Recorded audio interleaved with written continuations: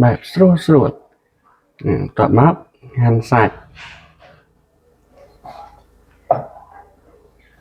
chảy máu cha về tới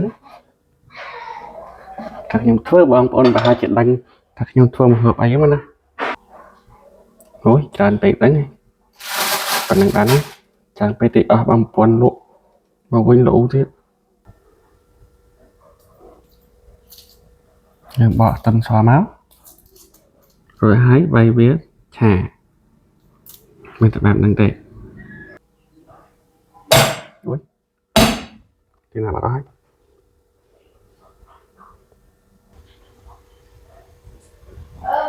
ra chạ lành máu nọ nghe nha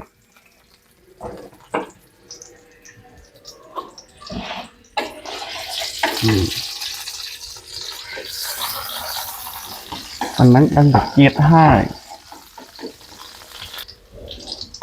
bằng ôn thấy xoay cầm sai nhau phu chứ phơ tập anh nắng ai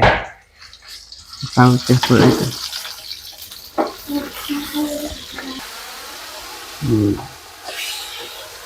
hà tôm non đấy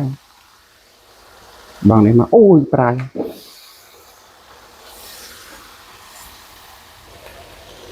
vượt mất chả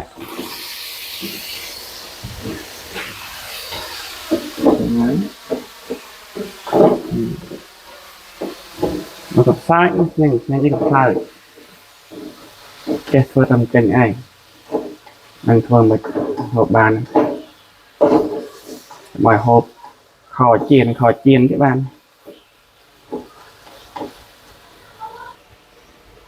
và hãy hành tầm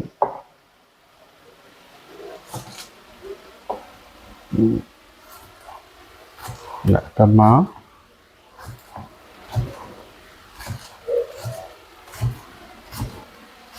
thề mà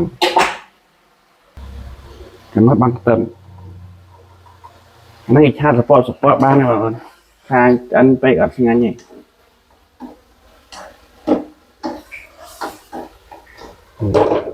rồi hai